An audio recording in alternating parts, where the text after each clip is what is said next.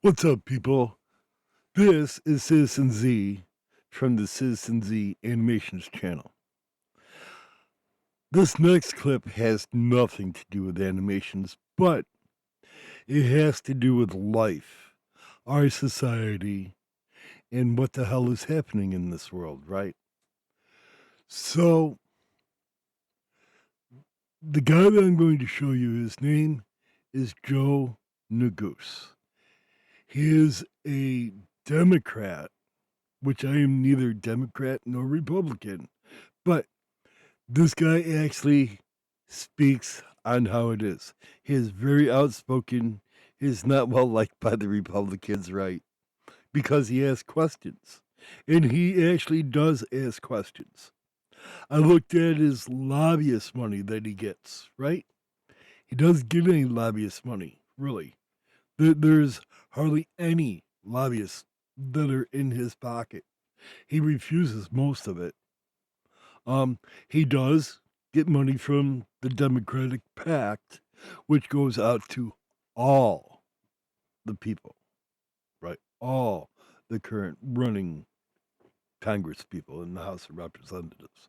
So it's not just him that gets the special fund. They all get it, right? They all get a percentage of it. And his really isn't that much. If you look at his net worth, it's not really that much. But if you look what he does for the community, you can see a difference. I believe that we need to get these old motherfuckers like me, and I'm old, these old motherfuckers out of office, right? These motherfuckers who have been sitting in office for like 50 fucking years, and you can see them, man. Look at Virginia Fox, right? She's a Republican. She's the head of the Rules Committee, right? That bitch is so shriveled up and fucking Skeletor looking and everything else. And you can see her, man. And she does this, her head shakes, you know? And then you got the Democratic leader, right? Mr. Bald Guy with the glasses. I don't like him neither. Because he's a fucking crook. He's a two-faced fucking crook. Because he he gets money from lobbies, right? But Neguse is on the Rules Committee. He's on the Judiciary Committee, and he's on one more. I don't remember what the third one is. I don't have a script in front of me. I'm just telling you. But this guy is telling the truth. And if you can't see this, then you're blind, right? I don't give a fuck if he's a Democrat or a Republican. If the guy was a Republican, I would still fucking play it the same fucking way as I'm doing it now. It does not matter whether he is a Democrat or Republican. I don't like any of them because they all fucking live in office. They all pork barrel off all the tax dollars. I paid tax dollars for 53 fucking years, right? 53 years I paid tax dollars for. And they profited off of my fucking tax dollars, right? Them motherfuckers are all fucking millionaires deciding what us poor people are going to do. Even though that I collect a pension, right? With today's economy, it's fucking shrinking. Imagine people like Ron and that, right? It's shrinking. And I've said this many times, man. You know, in DC you can go get a single flat for $2,000 a month, including the rats, right? You get free rats with it. But that's off the subject. But this guy, he's actually fighting. He has a cause for the homeless. He has a cause to help people. And I am a people, right? I don't vote Democrat or Republican. People go, oh, Jay, why don't you pick a party? I don't want to. I'm an independent, right? I vote for the best person, not for the less evil, right? But for the best qualified person. There is no voting for the lesser evil. Fuck that. If I don't want to vote for somebody evil, if I wanted to do that, fuck it, just leave fucking Trump in office, right? That loony bastard. Just leave him there. Or we could have had Laughing Girl, either one. You know, people don't like it. People hate it when I pick on Biden, but near the end, he was losing it, man. But see, he's only a puppet, right? I don't understand why people get mad at me for it because Biden was only a puppet. They did a cruel thing to him by shoving him out in front of audiences, and you know, it's bad. But it was the people behind him that made the policy that actually helped the American people. It wasn't Biden. It was the people behind Biden using him as a puppet on a string. And, if you don't like that explanation, well, write to Congressman. Hey, write Neguse. Maybe he will care, man. I'm telling you, right? Write the Speaker of the House, Mike Johnson. He might take another 2-week fucking vacation, right? Makes money. Did you guys know that even during a shutdown, they get paid? Congress gets paid. We could be, the president could be getting paid, right? But Congress gets paid. They are the only entity in the United States of America who will never, ever lose a paycheck. Unless if the government goes defunct or we get invaded and taken over, right? That's it. Other than that, they get fucking paid. If we only have 2 cents left in the treasuries, well, they'll just print more money and pay these people. It's like, whatever. But anyways, I know I ramble. Whatever. This is a premiere. No, I am not live, but this is Memorex. I'm going to introduce you to the guy who I would vote for as president. And some of you may agree, some of you may not. But I like this guy. I like his values.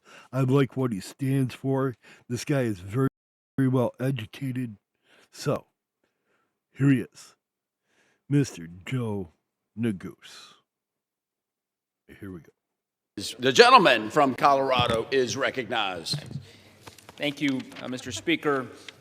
I yield myself such time as I may consume. Gentleman's recognized. All right. Mr. Speaker, as you know, at the end of March last month, Speaker Johnson gavelled out this chamber and sent members of Congress home for a 2-week recess. He did so despite the fact that the Department of Homeland Security has been shut down for 60 days and counting. Despite the fact that President Trump had made a reckless and unlawful declaration of war without congressional authorization, despite soaring gas prices and the ongoing cost of living crisis stretching from New York, the home of my distinguished colleague, to Colorado.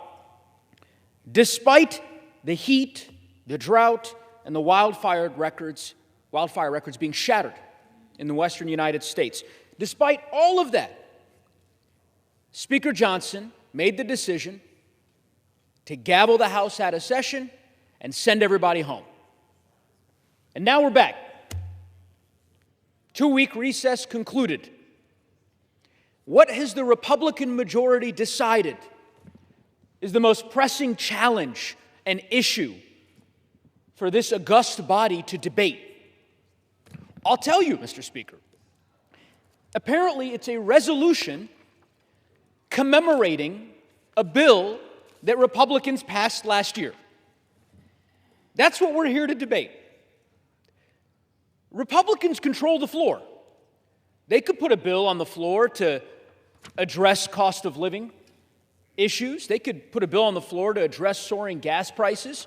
They could put a bill on the floor to address rising health care costs. But instead, we're here to debate a commemorative resolution. It is absurd. I have over the course of the 7 years that I've had the privilege of serving in the United States House, never seen quite something like this.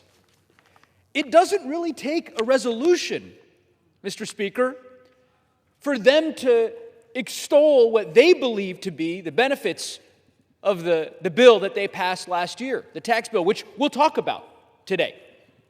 But my point, Mr. Speaker, is that this resolution is wholly unnecessary. There are better ways to spend our time. What's interesting, I will say, I heard the gentleman from New York's long description of the many reasons why that particular resolution that I referenced merits this body's passage. What I found interesting is that the last 14 months, I should say the last 12 months, I've come down here to the House floor and I have heard Republicans use the same refrain in describing this bill.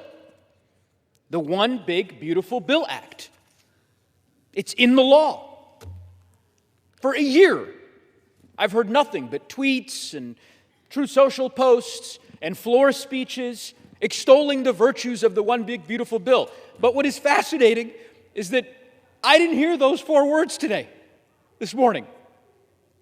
I suspect I'm not going to hear them the rest of today, because Republicans have spent some time and they've come up with a new name, a rebrand. This bill that President Trump signed into law that gave tax cuts to the richest Americans among us is so unpopular that Republicans decided that they had to change the name. And I hate to break it to you, but I don't think the rebrand, Mr. Speaker, is going to work. I don't think the name is what the American people were frustrated by. What they are frustrated by is a bill that kicked off 15 million Americans from their health care. A bill that amounted to the largest cut in SNAP in the history of our country. A bill that added $5 trillion over the next decade to the federal debt. That's what they're frustrated about. They can call this bill One Big Beautiful Bill. Now what's the name? Maybe the gentleman from New York will indulge me. Working Families Tax Cut. That's what they're calling it now. I suspect in a few months they'll change the name again, because it's not going to change the unpopularity of their policies. Now, I know this isn't the only resolution that we're debating today.